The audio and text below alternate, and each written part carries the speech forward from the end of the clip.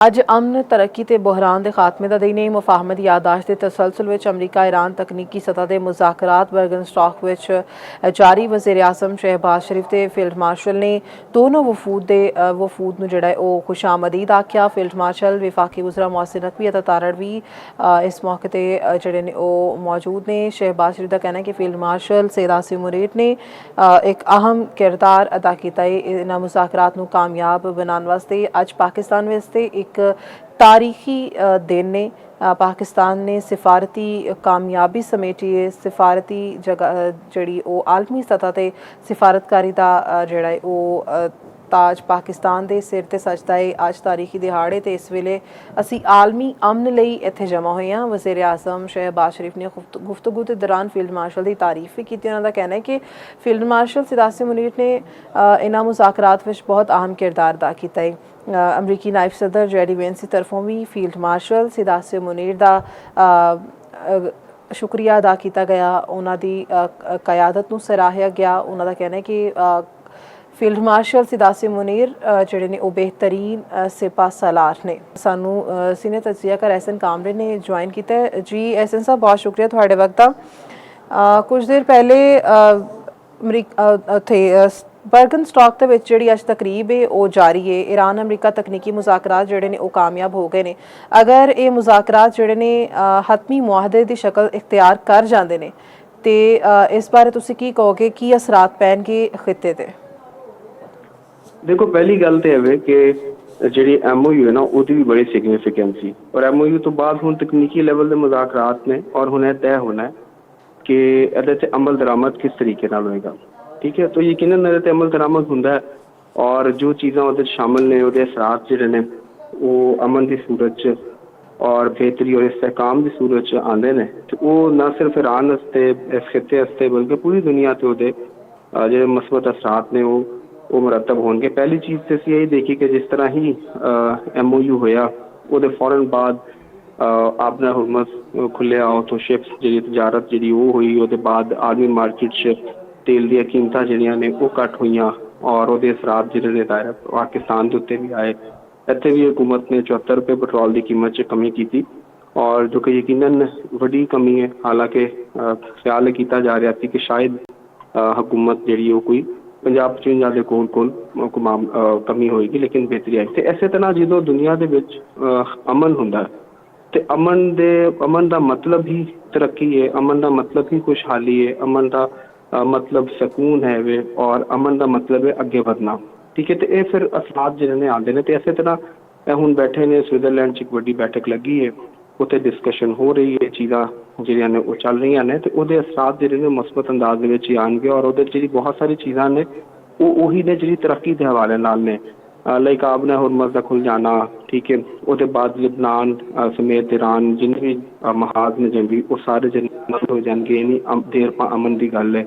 उसके बाद ईरान की तरक्की के हवाले नाल पाबंदियां ईरान ते जिहड़ियां लगियां उहदे हवाले नाल मामलात ने और मतलब एक ऐसा मॉडल है जिहड़ा देर पा अमन का मॉडल है और उहदे च चीज़ां तय कीतियां जा रही हैं कि इस खिते का अमन जिहड़ा वो क्योंकि यह जिहड़ा जंग हुई ईरान अमरीका की ये बाद पूरी दुनिया जी है वो असरात हुए। खास तौर पर खिते ते खलीजी ममालिक जिहड़े ने उन्होंने बहुत ज़्यादा ये असरात जिहड़े ने वो मुरतब हुए। तो वो बाद फिर जाहिर एक प्रेशर अमेरिका के उत्ते भी सी इस हवाले नाल कि भी जिहड़े जिहड़े मुल्कां ने अमेरिका नूं अड्डे दिते सन और अमेरिका ने उन्हां दी सिक्योरिटी की जमानत दी सी तो वो मुल्क जिहड़े ने खुद ये बहुत ज़्यादा इफेक्ट होए। असीं देखिया कि दुनिया ने रिस्ट्रेन किया है। तो लाइक यूरोपियन यूनियन ने उस तरह अमेरिका का साथ नहीं दिता।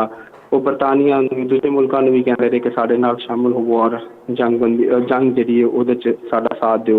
वो मुल्कों ने साथ नहीं दिता। खलीजी ममालिक ने भी गो के ईरान के जवाबी हमले सन जिथे जिथे अमरीकी अड्डे सन, लेकिन ये बावजूद उन्होंने भी जिहड़ा ने रिस्ट्रेन का मुजाहरा किया जंग से जिहड़ा शामिल नहीं हुए। तो इस वक्त दुनिया ने बड़ा एक सेंसिबल रोल जिहड़ा वे वो प्ले किया और सब तो जिहड़ा प्रोएक्टिव रोल सी वो पाकिस्तान का सी। यानी पाकिस्तान इस वक्त दोनों फरीक जिहड़े उन्होंने दूजी बारी फिर बिठाने दे विच जिहड़ा आमने सामने कामयाब हो गया।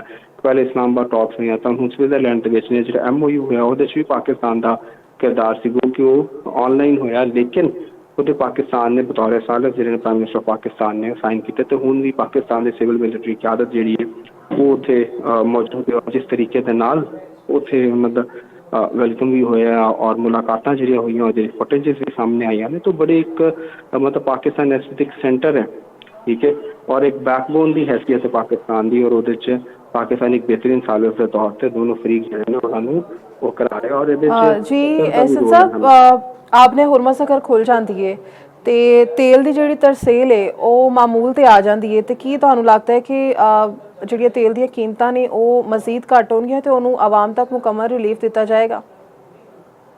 ਜੀ ਬਿਲਕੁਲ ਦਿੱਤਾ ਜਾਏਗਾ। ਦੇਖੋ ਇਸ ਵਕਤ ਇੱਕ ਚੀਜ਼ ਧਿਆਨ 'ਚ ਰੱਖੋ ਕਿ ਜਿੰਨੀ ਕੋਸ਼ਿਸ਼ਾਂ ਹੋ ਰਹੀਆਂ ਨੇ ਜਾਂ ਪਾਕਿਸਤਾਨ ਨੇ ਪ੍ਰੋਐਕਟਿਵਲੀ ਮਤਲਬ ਪਹਿਲੇ ਦਿਨ ਤੋਂ ਲੈ ਕੇ ਤੇ ਹੁਣ ਤੱਕ ਇਹ ਜੰਗਬੰਦੀ ਔਰ ਅਮਨ ਦੇ ਵਾਸਤੇ ਜਿਹੜੀ ਪਾਕਿਸਤਾਨ ਨੇ ਕੋਸ਼ਿਸ਼ਾਂ ਕੀਤੀਆਂ ਨੇ, ਉਹਦੇ 'ਚ ਇੱਕ ਸਭ ਤੋਂ ਵੱਡਾ ਐਲੀਮੈਂਟ ਹੀ ਇਹੀ ਹੈ ਕਿ ਪਾਕਿਸਤਾਨ ਦਾ ਹਮਸਾਇਆ ਮੁਲਕ ਹੈ ਈਰਾਨ, ਠੀਕ ਹੈ, ਬਰਾਦਰ ਇਸਲਾਮੀ ਮੁਲਕ ਹੈ, ਸਾਡੇ ਨਾਲ ਬਾਰਡਰ ਲੱਗਦੇ ਨੇ, ਔਰ ਉੱਥੇ ਅਗਰ ਮਾਮਲਾਤ ਖਰਾਬ ਹੁੰਦੇ ਨੇ ਤਾਂ ਉਹਦੇ ਅਸਰਾਤ ਜਿਹੜੇ ਨੇ ਉਹ ਪਾਕਿਸਤਾਨ ਤੇ ਆने ਨੇ ਔਰ ਉਹ ਪਾਕਿਸਤਾਨ ਦੇ ਆਵਾਮ ਤੇ ਆਣੇ ਨੇ। ਤੇ ਪਾਕਿਸਤਾਨ ਨੇ ਇਹਦੇ 'ਚ ਐਸੇ ਲਈ ਕੋਸ਼ਿਸ਼ ਕੀਤੀ ਕਿ ਵੀ ਖਿੱਤੇ ਦਾ ਅਮਨ ਜਿਹੜਾ ਵੀ ਹੋਏਗਾ ਤੇ ਪਾਕਿਸਤਾਨ 'ਚ ਵੀ ਅਮਨ ਹੈ, ਔਰ ਉੱਥੇ ਬਿਹਤਰੀ ਹੋਏਗੀ ਤੇ ਯਕੀਨਨ ਪਾਕਿਸਤਾਨ ਤੇ ਬਿਹਤਰ ਅਸਰਾਤ ਆਉਣਗੇ। ਉੱਥੇ ਅਗਰ ਖਰਾਬੀ ਹੋਏਗੀ ਤਾਂ ਅਸੀਂ ਦੇਖਿਆ ਵੀ ਹੈ ਕਿ ਆਇਲ ਦੀ ਪ੍ਰਾਈਸਿਸ ਪਾਕਿਸਤਾਨ 'ਚ ਵੀ ਬਹੁਤ ਜ਼ਿਆਦਾ ਉੱਤੇ ਚਲੇ ਸਨ। ਹੁਣ ਜਿਸ ਤਰ੍ਹਾਂ ਬਿਹਤਰੀ ਆ ਰਹੀ ਹੈ ਉਸੇ ਤਰ੍ਹਾਂ ਆਵਾਮ ਨੂੰ ਰਿਲੀਫ ਜਿਹੜਾ ਵੇ ਉਹ ਵੀ ਮੁੰਤਕਿਲ ਕੀਤਾ ਜਾ ਰਿਹਾ। ਤੇ ਇਹ ਤੇ ਇੱਕ ਪੜ੍ਹੀ ਲਿਖੀ ਗੱਲ ਹੈ ਕਿ ਵੀ ਜ਼ਾਹਿਰ ਹੈ ਜਦੋਂ ਆਪਣਾ ਹੁਰਮਤ ਮੁਕੰਮਲ ਤੌਰ ਤੇ ਮਤਲਬ ਆਮਦੋਰਫਤ ਸ਼ੁਰੂ ਹੋ ਜਾਏਗੀ ਔਰ ਉੱਥੇ ਖਤਰਾਤ ਖਤਮ ਹੋ ਜਾਣਗੇ, ਨੋਰਮਲਾਈਜ਼ ਹੋ ਜਾਣਗੀਆਂ ਚੀਜ਼ਾਂ, ਰੂਟੀਨ ਦੇ ਉੱਤੇ ਆ ਜਾਣਗੇ ਤੇ ਉਹਦੇ ਫਿਰ ਪੋਜ਼ੀਟਿਵ ਅਸਰਾਤ ਦੇ ਰਹੇ ਆਉਣਗੇ। ਔਰ ਤੇਲ ਦੀਆਂ ਕੀਮਤਾਂ ਜਦੋਂ ਇੰਟਰਨੈਸ਼ਨਲ ਮਾਰਕੀਟ ਦੇ ਵਿੱਚ ਘੱਟ ਹੋਣਗੀਆਂ ਤੇ ਯਕੀਨਨ ਪਾਕਿਸਤਾਨ ਦੇ ਵਿੱਚ ਵੀ ਉਹ ਘੱਟ ਹੋਣਗੀਆਂ ਔਰ ਆਵਾਮ ਤੱਕ ਉਹਨਾਂ ਦੇ ਅਸਰਾਤ ਜਿਹੜੇ ਨੇ ਪਹੁੰਚਣਗੇ। ਇਹ ਬਿਲਕੁਲ ਸਾਦਾ ਜੀ ਗੱਲ ਹੈ। ਜੀ ਐਸਨ ਸਾਹਿਬ, ਈਰਾਨ ਤੋਂ ਅਗਰ ਪਾਬੰਦੀਆਂ ਹਟ ਜਾਂਦੀਆਂ ਨੇ ਤੇ ਗੈਸ ਦੀ ਜਿਹੜੀ ਪਾਈਪਲਾਈਨ ਨੇ, ਬਿਜਲੀ ਦੀ ਖਰੀਦਾਰੀ ਵੀ ਜਿਹੜੀ ਹੈ ਉਹ ਵੀ ਤਕਰੀਬਨ ਆਸਾਨ ਹੋ ਜਾਏਗੀ, ਤੇ ਜਿਹੜੀ ਇਹ ਲੋਡ ਸ਼ੈਡਿੰਗ ਹੈ ਇਹਦੇ ਵਿੱਚ LNG ਦਾ ਮਸਲਾ ਹੈ, ਇਹ ਕੁਝ ਬਿਹਤਰ ਹੋਏਗਾ?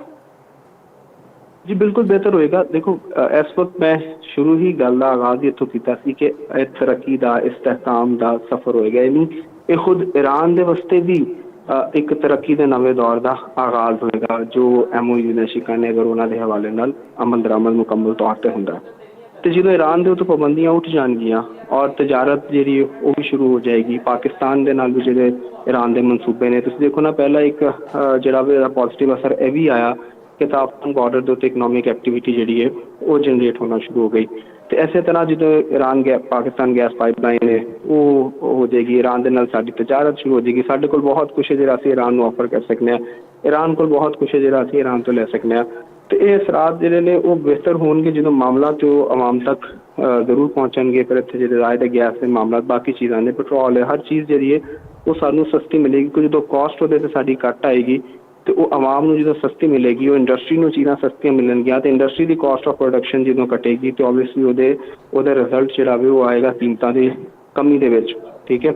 ਔਰ ਫਿਰ ਅੱਗੇ ਜ਼ਾਹਿਰ ਹੈ ਇਹਦੇ 'ਚ ਬਹੁਤ ਸਾਰੀ ਚੀਜ਼ਾਂ ਜਿਸ ਤਰ੍ਹਾਂ ਲੋਡ ਸ਼ੈਡਿੰਗ ਔਰ ਬਾਕੀ ਜਿਹੜੇ ਮਾਮਲਾਤ ਇਹਦੇ ਵਿੱਚ ਕੁਛ ਸਾਡੇ ਜਿਹੜੇ ਨੇ ਉਹ ਟੈਕਨੀਕਲ ਮਾਮਲਾਤ ਵੀ ਨੇ, ਲਾਈਕ ਕਿਤੇ ਲਾਈਨ ਲਾਸਿਸ ਦਾ ਮਾਮਲਾ ਹੈ, ਕਿਤੇ ਹੋਰ ਹੈ, ਕਿਤੇ ਸਾਡੇ ਇਕਵਿਪਮੈਂਟਸ ਔਰ ਲਾਈਨਸ ਬਹੁਤ ਪੁਰਾਣੀਆਂ ਹੋ ਚੁੱਕੀਆਂ ਨੇ, ਕਿਤੇ ਲੀਕੇਜਿਸ ਦੇ ਮਾਮਲੇ ਤੇ ਉਹ ਜਿਹੜੇ ਮਾਮਲਾਤ ਨੇ ਜ਼ਾਹਿਰ ਹੈ ਗਵਰਨਮੈਂਟ ਨੂੰ ਉਹਦੇ 'ਤੇ ਵੀ ਵਰਕ ਕਰਨਾ ਪਏਗਾ। ਇੱਕ ਇਨਵੈਸਟਮੈਂਟ ਹੋਏਗੀ ਤੇ ਯਕੀਨਨ ਇੱਕ ਲੌਂਗ ਟਰਮ ਚੀਜ਼ਾਂ ਨੇ, ਇਹ ਨਹੀਂ ਕਿ ਫੌਰਨ ਹੀ ਅਸਰਾਤ ਜਿਹੜੇ ਨੇ ਉਹ ਆ ਜਾਣਗੇ। ਹਾਂ, ਜਿਹੜੇ ਸ਼ਾਰਟ ਟਰਮ ਨੇ ਉਹ ਤਾਂ ਜ਼ਾਹਿਰ ਆ ਜਾਣਗੇ, ਜਿਵੇਂ ਪੈਟਰੋਲ ਦੀ ਕੀਮਤਾਂ ਔਰ ਹੋਰ ਕੁਛ ਤਜਾਰਤ ਓਪਨ ਹੋਏਗੀ ਤੇ ਉਹਦੇ 'ਤੇ ਲੋਕਾਂ ਨੂੰ फौरी एक इकनॉमिक बेनिफिट होएगा, लेकिन बहुत सारी चीज़ें लॉन्ग टर्म ने जिसे आहिस्ता आहिस्ता असरात देने दुनिया में मुंतकिल होंगे।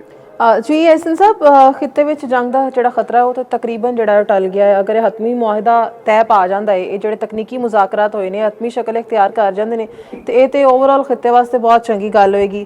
ਤੇ ਕੀ ਲੱਗਦਾ ਕਿ ਜਿਹੜਾ ਸੀਪੈਕ ਸੀ ਚੀਨ ਦੇ ਨਾਲ ਸਾਡਾ ਚੱਲ ਰਿਹਾ ਹੈ ਇਨਵੈਸਟਮੈਂਟ ਜਿਹੜੀ ਉਹਦੀ ਰਫ਼ਤਾਰ ਜਿਹੜੀ ਉਹ ਤੇਜ਼ ਹੋਏਗੀ ਜਾਂ ਸਲੋ ਹੀ ਰਹੇਗੀ, ਕਿਉਂਕਿ ਕਾਫੀ ਅਰਸੇ ਤੋਂ ਇਹ ਜਿਹੜੀ ਇੱਕ ਸੁਸਤ ਰਵੀ ਦਾ ਸ਼ਿਕਾਰ ਹੈ?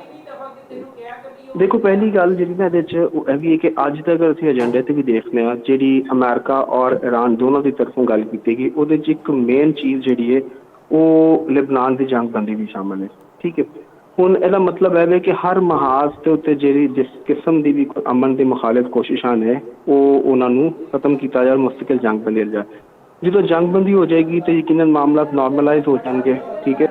ਫਿਰ ਜਿਸ ਤਰ੍ਹਾਂ ਤੁਸੀਂ ਸੀਪੈਕ ਦੀ ਗੱਲ ਕਰ ਰਹੇ ਹੋ, ਯਕੀਨਨ ਸਾਰੇ ਜਿਹੜੇ ਮਨਸੂਬੇ ਨੇ ਇਹਨਾਂ ਦਾ ਤਾਲੁਕ ਅਮਨ ਦੇ ਨਾਲ ਹੈ ਕਿ ਜਦੋਂ ਅਮਨ ਹੋਏਗਾ ਔਰ ਖਤਰਾਤ ਨਹੀਂ ਹੋਣਗੇ, ਠੀਕ ਹੈ, ਉਹਦੇ ਬਾਅਦ ਚੀਜ਼ਾਂ ਬਿਹਤਰ ਹੋਣਗੀਆਂ। ਲਾਈਕ ਗਵਾਦਰ ਦਾ ਮਾਮਲਾ ਵੇ, ਸੀਪੈਕ ਦਾ ਮਾਮਲਾ ਇਹਦੇ 'ਚ ਮੌਜੂਦ ਹੈ। ਉਹਦਾ ਸਾਰੀ ਚੀਜ਼ਾਂ ਦਾ ਤਾਲੁਕ ਜਿਹੜਾ ਵੇ ਉਹ ਇਸਤਹਿਕਾਮ ਅਮਨ ਦੇ ਨਾਲ ਹੈ, ਠੀਕ ਹੈ।